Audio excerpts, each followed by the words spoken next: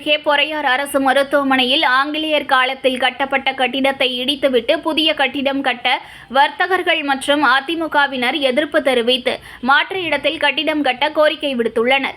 மயிலாடுதுறை மாவட்டம் தரங்கம்பாடி தாலுகா பொறையாறில் அரசு மருத்துவமனை அமைந்துள்ளது.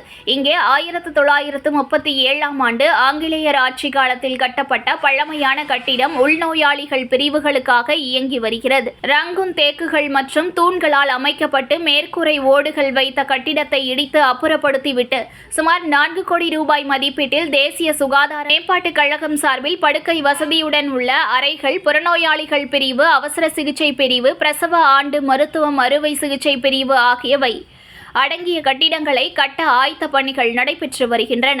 இதற்காக ஆங்கிலேயர் காலத்து கட்டிடத்தை இடிக்க நடவடிக்கை எடுக்கப்பட்டுள்ளது. மருத்துவமனை வளாகத்தில் 17 ஏக்கர் பரப்பளவிற்கு பரந்து விரிந்த நிலப்பரப்பு உள்ள நிலையில் பாரம்பரியமிக்க பழைய கட்டிடங்களை இடிக்காமல் மருத்துவமனை வளாகத்தில் உள்ள புதிய கட்டிடங்களை கட்ட அரசு நடவடிக்கை எடுக்க வேண்டும் என பொறையார் பகுதி வர்த்தகர்கள் மற்றும் அதிமுகவினர் கோரிக்கை விடுத்துள்ளனர்.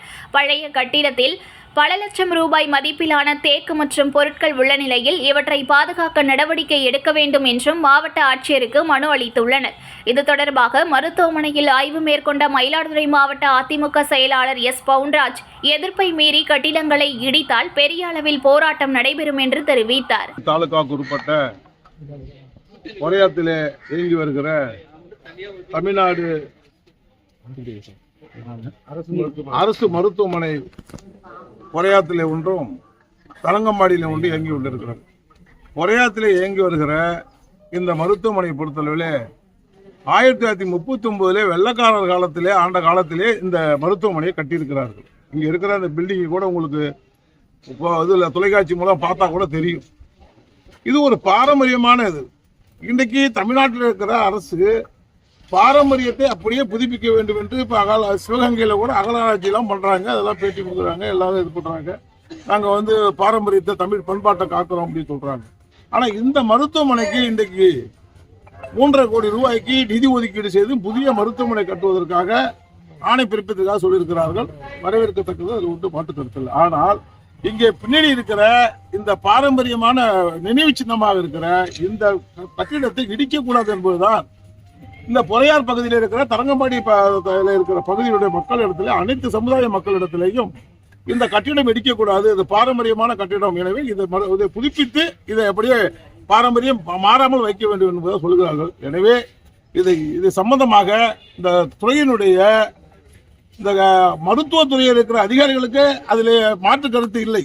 பொதுமக்களுடைய எண்ணத்திற்கு அவர்கள் ஓகே சொல்கிறார்கள். ஆனால் இந்த கட்டிட பிரிவில் இருக்கிற பிடபிள்யூடி பொதுப்பணித்துறை இந்த கட்டிடத்தை ரிமூவ் பண்ணிவிட்டு இதிலே புதியதாக கட்டடம் கட்டுவோம் என்று சொல்லுகிறார்கள். அது கண்டிக்கத்தக்கது. எனவே பக்கத்தில் இந்த ஏரியாவில் இருக்கிற மொத்தம் 3-4 ஏக்கர் இடம் இருக்கிறது. இதுக்கு பின்னாடி எத்தனை பில்டிங் வேணாலும் கட்டலாம், அந்த அளவுக்கு வசதி இருக்குது.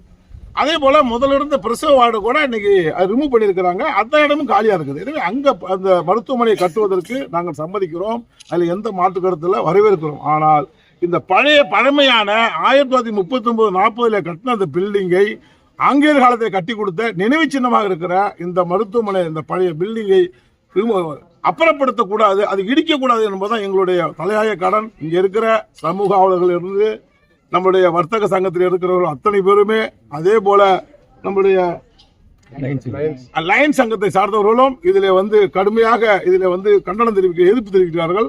எனவே இதை நாங்கள் இந்த தொலைக்காட்சி மூலமாக நான் அரசாங்கத்திற்கும் இந்த மருத்துவத்துறைக்கும் அதே போல கட்டிட பிரிவில் இருக்கிற பொதுப்பணித்துறைக்கும் நான் அன்போடு கேட்டுக்கொள்வதெல்லாம், இந்த பழமை மாறாத அந்த பில்டிங்கை நீங்க புதுப்பிக்கிறதுக்கு என்ன வழி இருக்கிறதோ அதை செய்து கொடுத்து விட்டு புதிய பில்டிங்கை பக்கத்தில் இருக்கிற காலியாக இருக்கிற அந்த இடத்திலே நீங்கள் கட்டுவதற்கு நாங்கள் வரவேற்கிறோம். நாங்கள் இடம் இருக்கிறத செய்து கொடுங்கள் என்று அன்போடு கேட்டுக்கொள்கிறோம். அப்படி மீறி இந்த கட்டிடத்தை இடிக்கத்தான் வேண்டும் என்ற நிலைமை வறுமையானால் இது பெரிய ஒரு போராட்டமாக இது வெடிக்க ஏதுவாக பொதுப்பணித்துறையே காரணமாக இருந்தது, அரசாங்கமே காரணமாக இருந்தது என்பதை இருக்கக்கூடாது என்பதை அன்போடு தெரிவித்துக் கொள்ள மக்களின் சார்பாக நான் வணக்கத்தோடு தெரிவித்துக் கொள்கிறேன்.